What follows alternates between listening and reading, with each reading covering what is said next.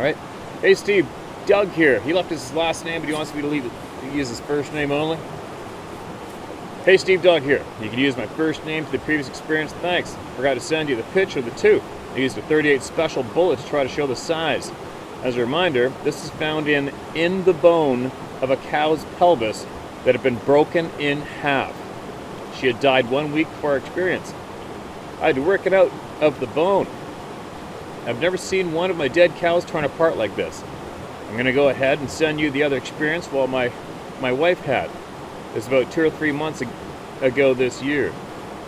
We used a lot of electric fence, and my wife walks in places we can't get to. It had been raining heavy for a few days, and she was doing a route she takes and was going to go down a steep hill that leads to the back part of the farm next to where the tooth was found. When she started down the hill, she noticed a huge human-like footprints, but they had not slid any. When she or deer goes down this hill, both of their prints always slide. These prints were so heavy that they made it down the hill with no sliding action. I was on her tractor at the top of the hill watching, and she just waved and went down to the bottom of the creek. I was still able to see her. Where I usually take the tractor down to the bottom had gotten bad, so she doesn't like me to go down unless necessary. It's not four-wheel drive, and it'll get to sliding. She was taking longer than usual and was fixing a lot of fence. She stopped and was looking around and waved me to come down. I knew that something had to have been wrong. She stopped me at the bottom of the hill, told me not to drive any further, to walk in her path. The electric fence was broke and strung out in a close, tangled circle mess. There was a huge area where a big prints, not animal, not boots, had gotten into electric, and it looked like they went around and around trying to get free, but getting more tangled, and had the electric stretched, broken, and piled up. The area had been disturbed everywhere, especially there, and you could see prints. She did not have her phone with her to take pictures.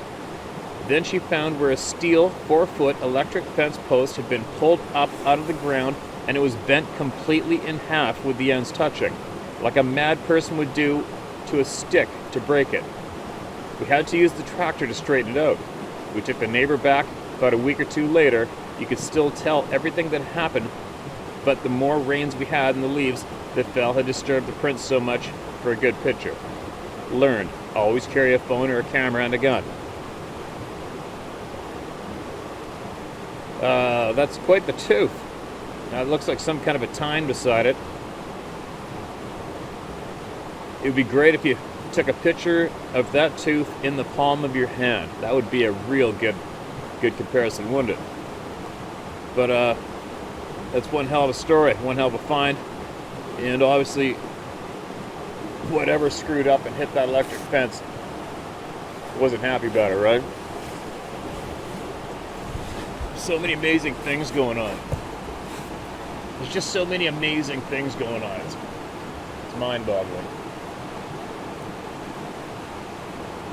If you find any more prints or anything like that, I'm sure there's going to be a pile of people here that'll be curious to see what you got. If you want to take a photo of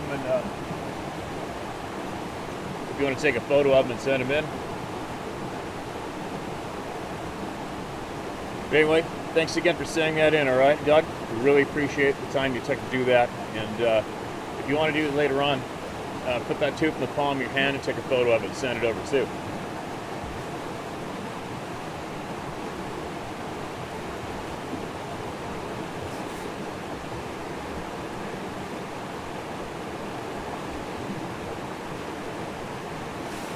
Steve, I'm 53 years old, an avid hunter, trapper, and fisherman. I was even on the Outdoor Channel for a time as I was a pro staffer for a game call company, and we had a TV show. I apologize for the length of this, but I have to tell this to someone that will really take it seriously. I saw my first Sasquatch when I was 12 in a family visit to Muir Woods in California. I was obsessed with steelhead, and there was a stream full of them right next to the walking path. I left my family to get closer to the fish. I guess I was about 100 yards from my family when I rounded a bend in the stream. I climbed over a rock, and at about 30 yards, a guy squatted on the edge of the river. We locked eyes, and it seemed like he was trying to kill me with his stare. As he stood up, I could not believe how fast he moved. His hair was dark brown. His face only had hair around the edges, and he kept his eyes on me as he literally stepped across the creek. I saw grayish hair on his back and muscles like a bodybuilder. The creek was like 20 feet across, and he cleared it with one hop. I could not get out of there fast enough. No one believed my story. Not my parents, my brother, or anyone for that matter. Jump forward to the year 2000. Now I'm married and living in northern New Jersey. I shot a huge buck one morning, early, and the arrow seemed a bit far back. I decided to give it some time. This is November, and I was coaching football at the high school nearby. I went to the game with the intention of tracking the deer after the game. We followed the blood trail about 150 yards to where the deer died. Steve, you know what the ground looks like when a bow-killed deer expires. There is a 10-foot circle covered with blood and hair. Blood like someone spilled a 5-gallon pail, but no deer. The bears are huge here, but a bear would have chowed on that deer first, then dragged it a distance and either hit it or left it to come back. There were no drag marks, no blood trail, nothing but my carbon arrow broken into little 4 or 5-inch pieces. That's weird. Turkey season the following year, I was hunting behind my house every morning this season, about a square mile of private land. I kept jumping what I thought was a bear on the edge of a swamp at the base of a steep ridge. It happened 4 or 5 times in the dark. The bear would move off about 50 yards and stop. It was always at first light, and I was hoping to hear the turkeys gobble on the roost. One morning, I was late getting out, so I was creeping slower than usual and owl hooting as I walked. When I got near the area where I was jumping the bear, I stopped to owl hoot. As I did, I heard someone running toward the ridge. It was the thump of a 2-legged being, their feet hitting the ground, not the leaf shuffling a bear makes on the run. Then I saw it as it neared the top of the ridge, taking these huge strides as he ran up what I would have had to literally have to use all fours to get up. As he topped the ridge, all I could see was the face staring at me from when I was 12. I knew what it was. I haven't slept right since. At our camp 20 miles from my home, we had a deer taken from inside of a pickup truck with a cap on it. The T-handles of the cap were closed but not locked. Whatever took the deer had put its hands in the top of the cap and left marks where the hair on its arms had disturbed the dust and the dirt. The guys I was hunting with said a bear took it. How many bears can open the T-handles, walk away with a 100-pound doe, leaving no drag marks or evidence? They mimic the owl calls from a distance when I'm turkey hunting sometimes and shout at me on my way out of the woods after deer hunting. People have laughed at me forever for what I've told them is out there. I'm so thankful for what you're doing. I'm so thankful that you're doing what you're doing. I'm a big dude, 6'4", 300 pounds. These things could twist my head off like I open a beer bottle. I'll coyote hunt at night a few times a week all winter, usually alone, not anymore. I'd scouted a spot on state land one Saturday after deer season ended to coyote hunt later after dark. Driving in around 10 p.m., I came along a 6-inch tree across the road that was just wide enough for one truck. I had just been there a few hours before in the daylight. I got out to move, but the tree had been twisted around 5 feet off the ground and bent over the road. As I looked at it, I felt like I was being watched. That feeling of impending doom swept over me. They did not want me in there, so I jumped in and got the hell out of there. I'm never going to stop what I love to do, hunting and fishing, but it's not the same once you know you're not alone out there.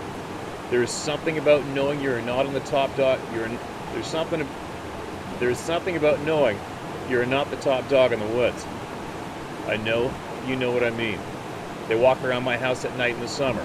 They shout at me sometimes when I'm out hunting. They are here and no one wants to admit it. The BFRO idiots were more concerned with having me pay $400 to get in on their freaking expedition than coming up to see the area where I live. As soon as I said they were human-like and not apes, they dismissed me like I never existed. Keep pumping out the vids, brother. I know how time-consuming it is, but just getting this off my chest with someone that also knows the damn things, as you describe them, exist, is helping me like you can't imagine. Many thanks, brother Jimmy G. Jimmy, thank you for saying that in, man. And thank you for being brave, alright? I know you're not nuts, and so do you. And so does anybody that truly loves you and your family. As far as that group you mentioned, they are the enemy of the people as far as I'm concerned. The people in control. They're the enemy of the people as far as I'm concerned. But enough on that. The only way people are going to get back the respect, credibility is if everybody talks and shares. And once again, you have to share honestly with your loved ones, with your family, with the children. You just have to, all right? It's the most responsible thing to do. I said it before, I'll say it again. If I didn't know about these things, and somebody in my family or somebody tight to me did know, and they never told me, and I had to run in one of these things, and then they told me they knew about them, I'd be real pissed, all right? If anybody doesn't believe you or laughs at you or ridicules you, send them some of these videos from my channel, all right?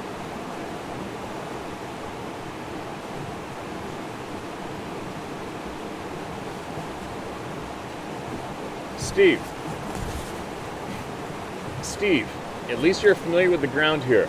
I'm still in the military, so I'll need to be vague regarding what I was doing and why. The people I was with will be referred to as guides. However, you should know that they are all experts on the land in the Yukon, and the group consisted of several indigenous persons. In January 2017, myself and about 25 others departed from Dawson on Skidoo and took the Yukon River south. It was terribly cold. It was a terribly cold day, minus 42 in the morning. One of the machines in the group was having mechanical issues all day, so the decision was made to cut the first day of travel short and do an overnight at an old mining camp where the Stewart River joins the Yukon River. We worked most of the night on the machine. The driver actually parked it in his heated tent in order to thaw it out. The rest of the night was spent eating, swapping stories, and planning the rest of the trip. The rest were in small cabins. We all went to bed around 10 p.m. At about 04:15, I woke up needing to urinate, so I got dressed, put on my headlamp, and went outside and right behind the cabin. The night was very still. No wind and pretty bright with the light of the moon. It was very quiet. While I was doing my thing, just to my right and inside the tree line was a loud knock on a tree. It scared the shit out of me because it couldn't have been more than 20 feet away. Following that to my left, and easily across the Yukon River was another loud knock on a tree. The sequence happened 2 more times. However, the time between the close and far knocks would change. I didn't stay out any longer than I needed. I didn't even try to turn on my headlamp. I just went into the cabin immediately. The other guys were snoring so hard, there was no way to hear anything outside. I laid in my sleeping bag for a while thinking about what the F just happened, eventually falling asleep. In the morning, as we're all packing up, one of the guides asked me how my sleep was. I proceeded to tell him what happened. His response, without even looking at me, was that I must have heard a woodpecker. I let it go. The next night, though, some of the guides and I were chatting in another location. I brought it up again. There was some quiet after. Finally, one of them started, telling stories about the wild men. The conversation went on for about 10 minutes. Finally, one of the elders stopped the conversation and said that was enough. Later, it was explained that it is widely believed in that area that if you talked about the wild man, you will be visited by one. Anyway, Steve, it's not a super sexy story like some of your others, but it did happen. It has completely changed my view on the matter. I'm a very big outdoorsman, but now I have a different outlook. I did some research after. Tree knocking seems to be a common thing. I've only told the story to my closest family members. I'm available if you want more details. Please respect the absence of some information, Jay. Thanks, Jay. Totally get it, totally understand it. And you know what you heard. I know what you heard. And thousands of other people have heard the same thing, including me. Got to keep the ball rolling. Just got to keep everybody talking and sharing. That's the key, all right? Everybody talking and sharing. And eventually, someone who knows is going to share more with us than we ever imagined.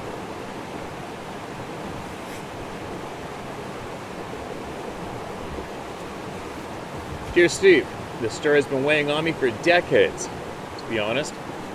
I have piece by piece, I have remembered details over the last 6 months. I have obviously repressed this memory for close to 35 years. The strongest part of the memory is the emotion I had of my parents and our mutual family friends not believing me, but instead believing the lying dirtbag of a so-called friend. Okay, so here we go. I grew up in northern Arizona, hunting, camping, dirt bike riding, exploring, where all our ways of entertainment were camping, dirt biking, exploring, were all our ways of entertainment as kids. It wasn't uncommon for me to take off my dirt bike with gear and stay in the desert overnight, returning the following evening. Mind you, this is way before cell phones and pagers. From the first grade, our family had become friends with a family who has 2 kids just over a year older than myself and my sister. 1 boy, 1 girl. We vacationed every year together to various destinations. We were always at one another's houses. As a young boy, there was a serious competition with this other boy I'll call Jay. This was encouraged by our fathers, as I think they had enjoyed the pride of their son beating out the other in whatever event was being played. This being said, the circumstance is relevant to this future event. Okay, so to the best of my recollection, I was 10 and Jay was 12. We both had ATCs and would venture out with our 22s or shotguns, hunting birds, rabbits, and the like. On this occasion, Jay took me off in private and asked if I wanted to go see a wild person. I didn't grasp what he was meaning, and even after prodding, I was unable to extract any more of the info that made sense. My curiosity was churning, even though he was at times a joker at my expense. So off we rode our guns in tow on our ATCs. I remember it was quite a distance, and we ended up at the base of the Mogollon Rim. We parked the ATCs and started on foot. I remember still being apprehensive because Jay wasn't calling out to locate this wild person. Instead, he kept telling me to be quiet, and he looked to be concentrating mentally. I was realizing this was one of his stupid pranks, and as it was getting late and cold, I prompted us to leave, giving him a piece of my mind at the same time. The trip home was cold and kind of long. The road was about a 2-hour one-way ride, very rocky and slow-moving. For the next week, we argued back and forth. He was adamant he wasn't pulling my leg, and I was not entertained with the joke that took that long to play out. He was adamant he wasn't pulling my leg, and I was not entertained with the joke that took that long to play out. That said, his persistence, and the addition of his sister back in his story, who had made an encounter since our trip, convinced me to ride up again. The second trip was uneventful. On arrival, Jay told me to stay with the bikes, and he proceeded towards a rocky outcropping. And after a minute or two, I heard him speaking to something, and he also called for me to slowly approach. Also instructed me to have a good attitude. These instructions still seemed ridiculous at the time. As I walked around this rocky structure, I saw a young, very hairy boy, slightly shorter than me, cowering in a corner of rocks.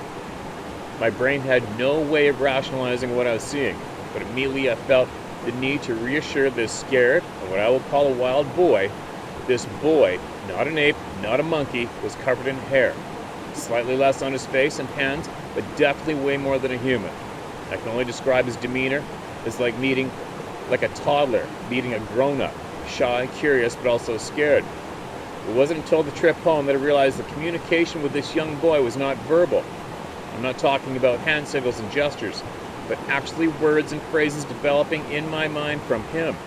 I know it sounds crazy, but it was so seamless when he started to communicate that I never even thought of its significance. Within minutes, he had relaxed, and as kids our ages did, we began a game of like tag, running through the pines and granite rocks following each other. Each person's route, testing our abilities to navigate this terrain. Having a great time. What seemed like just minutes turned to hours, and before I knew it, dusk was on us and we were a long way from home. I might add that Jay's ATC was the only one with a headlight. In a panic, we started off toward home, and as darkness came on, I remember the difficulty trying to see where I was going using this light. A couple of times I ran up the trail and had to wait for him to turn around and help me drag my bike back on the road. I was in deep trouble when I arrived at his house and was driven home by his mom immediately. Man, did I get my backside turned up. I was also grounded for a bit also, which meant no riding. To further the complications, Jay and his sister had made me swear to never tell our parents about the secret sighting. It would scare off our friend if adults came to investigate. So after my punishment ended, I began to spend most all my time with my new friend. I talked my dad into installing a headlight on the ATC, and with care eased my return time back little by little so that early evening after dark was acceptable for a return. At times I rode solo up to our friend and played just the two of us. I remember asking if he had parents and offering him to come and stay with my family. I'd never seen his mother or father and worried he was alone, but he reassured me he had a family and not to worry. The relationship was truly like blood brother pacts, made at that age very heartfelt and significant. That said, Jay, every time I mentioned playing with a friend without him, would get irritated, to the point of us getting into fights physically over it. At the time, he was stronger and bigger than me, and even if I landed some good shots, I always lost the fight. This did not stop me from riding up without him. I remembered, at the end meeting, his mother, but as weird as it may sound, I never saw her visually. I just heard her voice in my head, and I remember a very motherly, warm sense of the encounter. I felt a little safe after meeting her, like she was protecting us from any harm at a little distance away. After some time, more communication with her occurred, and I felt a sense of trust from her. This went on for some time, and the anger in Jay was starting to boil. He was jealous about my friendship, but to what extent? One afternoon I was playing with our friend, and I heard a motorcycle engine approaching. Jay rode up very angry with his 1022 on his back. Before I knew what was happening, Jay had scared our friend into hiding at the base of a juniper tree, threatening him with his rifle. It was no more than a minute. While I was trying to talk some sense into Jay, he looked at me and shot 3 or 4 rounds right into our friend's stomach. I was in shock. I had no way of processing this. I immediately went to help our friend. As I stooped to crawl under the low branches, Jay shot a couple more times, missing me by inches. He was laughing like a crazy person, ranting about nobody messes with him. I took care of business, and he said it over and over. I remember blood coming out of his mouth, and I will never forget. I can only describe it as confusion. He was confused why Jay did this, and I saw fear. He knew he was dying, but not what came after. I had his hand in mine, sobbing uncontrollably as he took his last breath. Only seconds passed, and a rage I've never felt like before or after came over me. I came up from under the tree with a rock in hand about the size of a golf ball, throwing it off balance, missing Jay. I was charging him as hard as I could. No weapon now, just rage. Jay sidestepped and stuck out his foot, swinging his rifle into my side, and I went down. I was waiting for him to shoot me next, and although my side hurt, I was too pissed to care. When I got up, Jay had his rifle leveled on me, aiming right at my head. He just said, "I would not do that if I were you," seeing a stick I had grabbed went on the ground. I dropped it immediately and felt the most helpless feeling I've ever known. So I wanted to beat him senseless, but I knew I couldn't even swing at him before I would be dead. Jay jumped on his ATC and yelled, "You better get out of here before they kill you for killing their son," and with a chuckle he took off.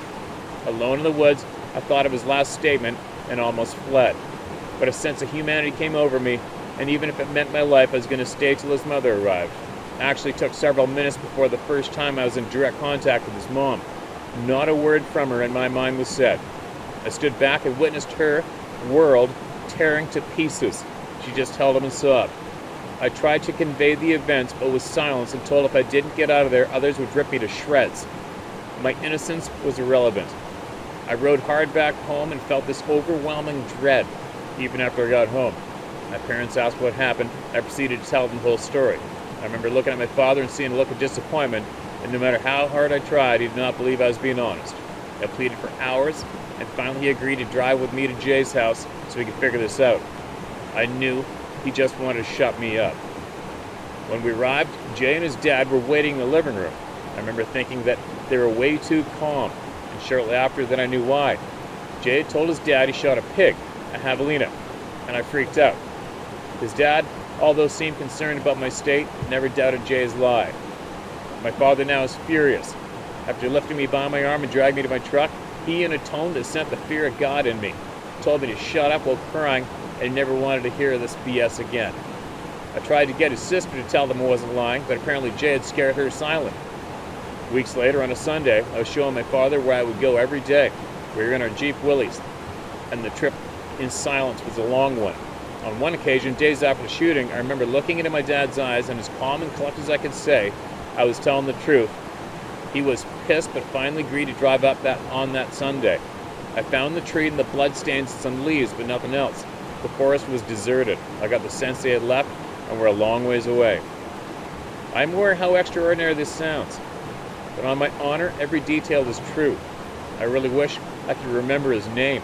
I can tell you that these are not animals. They are compassionate, loving, intelligent beings. I pray they knew my heart and knew I could never have hurt Ruck, R-U-C-K. That was what we called him.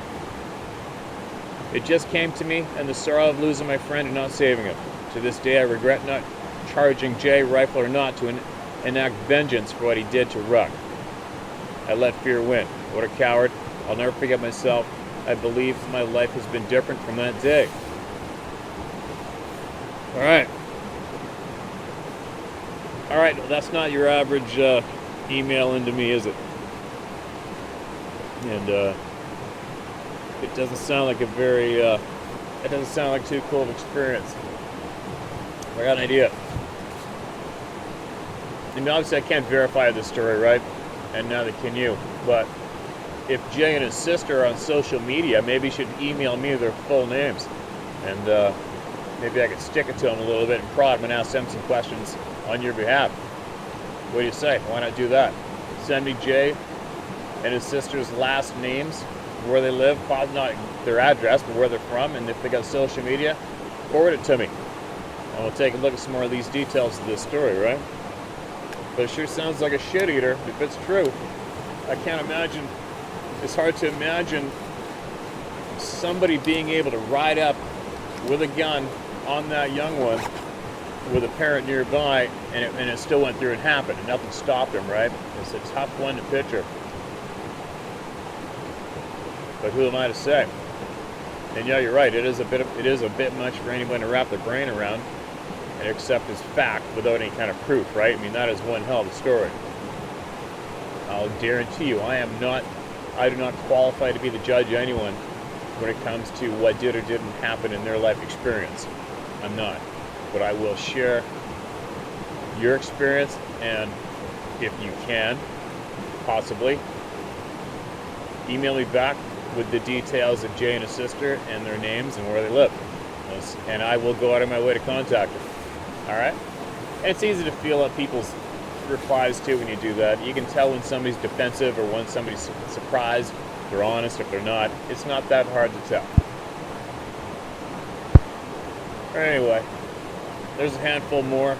I'm frozen. I'm tired. I'm tired of this rain. This canopy of the timber is working really good, but I can see out over top of the river, it is pissing right there. So I gotta get out of you guys. As soon as I get home, I will be sharing much, much more. Alright? Be safe.